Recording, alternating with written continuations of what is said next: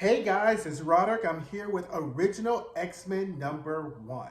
So, I hope you guys' new year is off to a great start. If you're new to this channel, this is where we review television shows, films, a little bit of reality television, comic books, but all look with an eye towards filmmaking, acting, directing, all bundled up in a big kiki. So, let's get started. So, here, let me set you up with the story.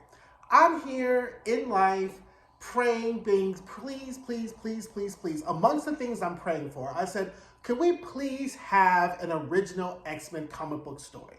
I have been dying for that. Back in the early 2000s, late 90s, right around the time of the Apocalypse 12 storyline, when Apocalypse was collecting 12 mutants so he can, ascend. He had Ozymandias. Then that's how we got the whole Apocalypse Cyclops combination. Right around that time, there was an original X-Men book that was out. It was Jean Grey, Scott, Bobby, Warren, Beast. Jean was in her Phoenix uniform, and it was a really, really great story just to see them all together. And I really have always enjoyed the times, regardless of what storylines are going on, we see the original 5 X-Men interact and really kind of even fight or go into battle and whatever, right? Maybe it's because I remember those old X Factor days, like the original X Factor. Like one of the first comic books I bought was X Factor #2, like the original X Factor number two.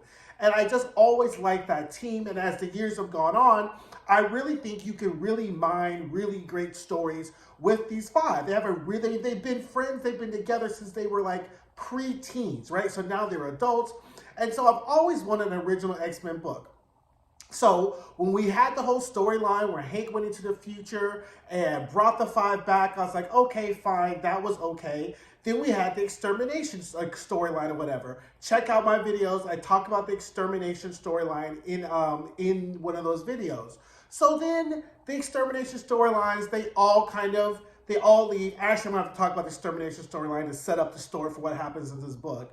So scratch that. Anywho, when I saw original X-Men #1 was coming out, I was so excited. I was like, yes, we're finally getting an original X-Men book. Wonk, wonk, wonk, wonk, right? Because original X-Men #1 is only going to be original X-Men #1. There will not be a #2 because the events of this book will have ended in this book, and they're really setting us up for another situation. So I was so supremely disappointed with the fact that we're not getting another original X-Men book.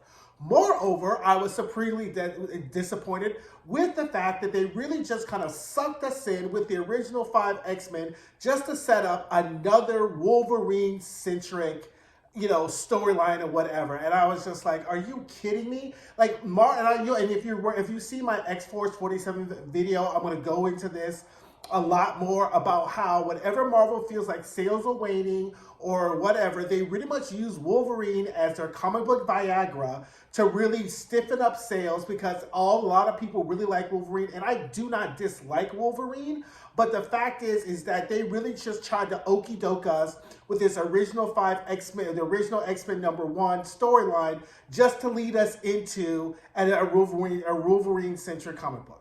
So that being said, I'm never going to complain about having an original 5 X-Men comic book, but this was, again, another money grab that Marvel's doing, and I'd rather, you know what, fine. Again, I bought it, I like it, I loved it, I thought the art was great, the story was kind of meh, but it's worth it, right? I think it's totally worth just to read or whatever. So that being said, let's get into the story. So let me set up kind of where things are at this point before the story goes. For those of y'all who did not read the extermination story, there was an extermination story where pretty much Beast brought the 5 X-Men from the past into the future to talk to Scott and all the other X-Men, so that way Scott could see the error of his ways and then probably help all the X-Men get back on path, right? But due to the course of the events in Inhumans versus X-Men, Scott Summers ends up dying, and the other X-Men, the younger X-Men, are still trapped in the past. So when Jean Grey comes back alive, Scott is still there. We have all these things. The X-Men now need to get back to the future, right? Because now Akbar is killing off younger X-Men in the hopes to eradicate all the X-Men Cable comes, whole thing, Kid Cable, old Cable. He takes the X-Men back into the past. Now, part of what's going on back before they leave, Jean Grey tells her younger self that when they go back to the past, they will have all the memories of everything that's happened while they're here. So she instructs, so before they end up going to the past, they make one more stop to stop Akbar, and then Jean Grey tells her younger self, when you get back into the past, wipe your memories of everything that's happened, right? So that way you don't have to, because there's certain things that have happened that are going to happen that you can't really know about because it'll change the course of events that happen, right? So anyway, younger Jean Grey goes back, erases everyone's memories, and the younger five and the five original now are living in the past without the memories of them ever being in the future. Enter into this story. At this story, so the story starts off with the five original X-Men. They're fighting Plant Man.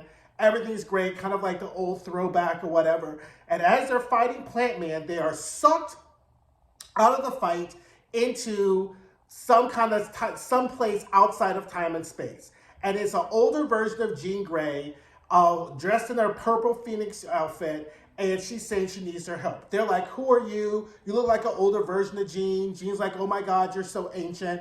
So then the Phoenix Force, this version of Jean, which is not the version of Jean of the officer they're talking to, gives them their memories back from when they were in the future in Marvel 616, okay? So now they have all the memories. Jean's like, oh my God, another Phoenix Force. I'm so tired of this. Phoenix Force is like, girl, I have no time for these teenage shenanigans. We got business to take care of. So pretty much this version of Jean, and as the Phoenix, tells them that, in my universe, that I asked for the Phoenix, and the Phoenix Force asked to inhabit my body. I requested it. We live peacefully. I'm not the Phoenix that you know of. But in another universe, there is a Jean Grey who attacks Magneto after he's killed Professor X, wipes Magneto's memory, and then she becomes the Phoenix Force, right? And then this Phoenix Force has pretty much coerced everyone in her universe through the use of Jean's telepathy of getting everyone to live under this kind of fascist Phoenix fascism, right? And that she's grown too powerful, and I need you to go back in time to talk to your younger selves to kind of convince them to not to be under this Jean Grey's control, and you're the only people who can do it, right? So then there's this back and forth between Jean and her older self, like, how do we know you're not tricking you? And da-da-da-da-da. She's like, girl, look, I ain't got time. I'm not in the begging business.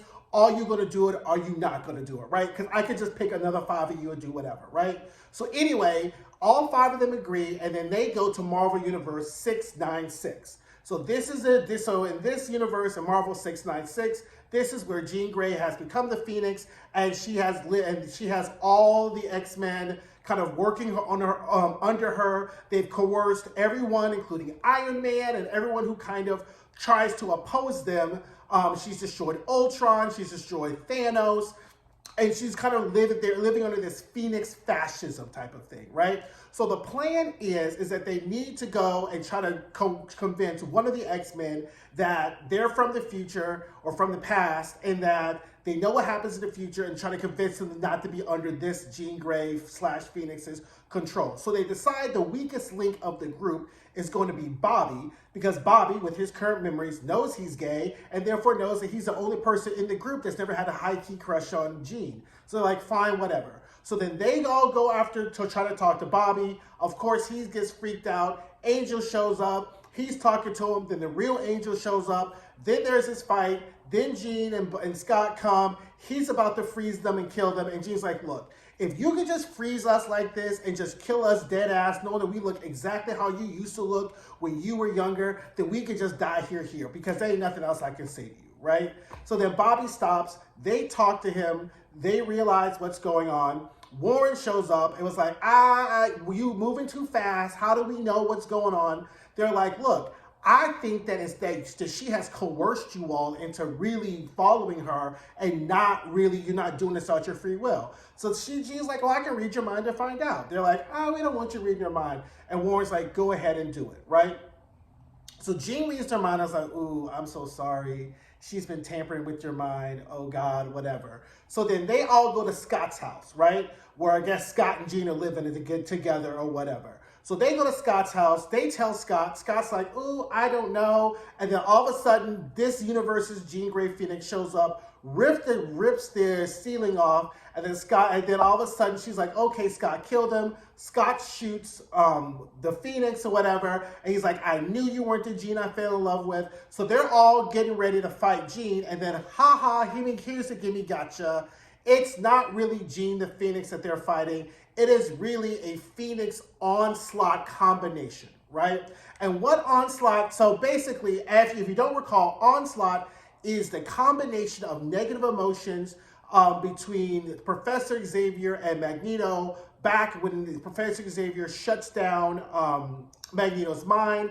Onslaught is kind of like the spiritual manifestation of those negative emotions, and which was a fantastic series, by the way, because it ended up being a crossover. It's what led into Heroes Reborn. That Onslaught story was a fantastic story. I remember reading that.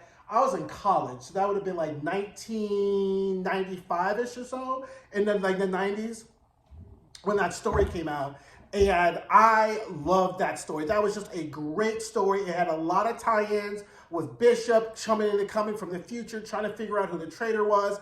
Come to find out the traitor was Professor X, and then the whole like Onslaught taking out Juggernaut, Jean Grey finding out that Onslaught really is Professor X, Onslaught really trying to take out all the X-Men. Here comes the Avengers, and then Onslaught kidnaps Franklin Richards, just tries to create a whole new universe. They the Avengers, the X-Men all fight Onslaught, and in order to kill them, all the Avengers run into this whole Onslaught nebula. The Avengers disappear, the X-Men are left. That's how we get Heroes Reborn. That pretty much is it, but you've got to read the Onslaught series for yourself. Even if you just buy the trade, it is a fantastic series. So that is who Onslaught is. So now they're like, fuck, what is this? So Onslaught was hiding in the form of Jean Grey, because I guess now the theorem is anytime anybody tries to shut down Magneto's mind and has negative emotions about doing it, Onslaught appears. I guess that's just what the theory is, right? So anywho, Onslaught appears. He's like, I'm just trying to do this. So now because he's come out, once Onslaught manifests itself, the person who he was in kind of has free will. So Jean Grey the Phoenix is there. So she kind of has control over herself. She joins with the other 4 X-Men and try to kill Onslaught or whatever, and send the other original 5 who have now come back into the story, sends them back to the in-between time and space where the original Phoenix was. We see a big explosion. That's it. So because of that, now the 5 original X-Men and original 696 are obviously dead. And Jean Grey is like, we don't want any of these memories. We just want to go back home. We want to forget this ever happened. Whatever, Jean Grey's taken care of. You don't have to worry about the Phoenix Force. Because the Phoenix Force was like, if the Phoenix Force gets so powerful, it could keep absorbing Phoenixes from different universes through the multiverse, right? Now, what Onslaught tells us is that Onslaught is not on a cosmic level as powerful as the Phoenix Force, right? Instead, it's a very much lower than that, but as far as humans go, it is godlike. But as far as the universe goes, it is nowhere in the same comparison to the Phoenix Force, which is why it could hide there within the Phoenix Force or within the Jean Grey as the Phoenix, because the universe in and of itself does not really care about Onslaught, because the Phoenix Force can take care of Onslaught theoretically by itself or with the companion of people to take care of it. Anywho, so the original 5 X-Men decide that they do not want to have these memories, take these memories of these events away from us, send us the fuck back home, and do not mess with us and contact us again. So when Jean Grey originally sent them off, there was a voice that's like, oh, do you think they were up to it? I was like, who the fuck is this? So Jean Grey was like, you know what? You've done you enough. You get your brownies. I'll send you. Now, what was not clear in the comic book was, obviously these 5 X-Men do not have memories of the future, right? So when Jean Grey says, when the younger Jean Grey says, take our memories away, we don't want to remember that this ever happened, does that mean just take the events of 696 away, or take the events of everything that happened in the future of 616 away? That's where the comic book really didn't suss it out, but obviously, whatever. We're going to assume that when the Phoenix Force sends them back to the past, it takes all their memories away and they don't remember it. So they go away, and finally we see the voice that's behind them is like, why'd you send them away? Onslaught slipped into the multiverse, and this Jean Grey Phoenix Force says, well, they were better suited for this task, but obviously, for dealing with Onslaught, we're going to need a different type of group. And you turn around and it's Wolverine from Age of Apocalypse, Weapon X. And I was like, really? So that's how the story ends. There's a great little data page, or kind of like info page of like all the different quotes of the past and of X-Men that they're quoted in the book. And then we look on the preview page that it's going to be like this legion of Wolverines with like Old Man Wolverine and, a Laura and Weapon X. I guess there's a Phoenix involved. And I'm like, okay, fine. Like, you got me. Okay, you got me. You got me on the hook, right? It's like that song, Who's Zooming Who? Marvel Zoomed Me, okay? You got me on the hook with the original X-Men. So now I'm going to give the first 3 issues of this whole saga a go. So I'll read them, I'll review them. If it ain't what it is after 3 issues, no promises, right? No promises, because I kind of feel some sort of way about being gooped, but now I'm kind of intrigued like kind of how this is going to happen. And you saw how hyped I was talking about Onslaught previously. So, I'll, twist my arm, I'll read it, right? So anyway, that is original X-Men #1. If you please don't forget to like, don't forget to subscribe, don't forget to share, and I will see you guys soon. Bye.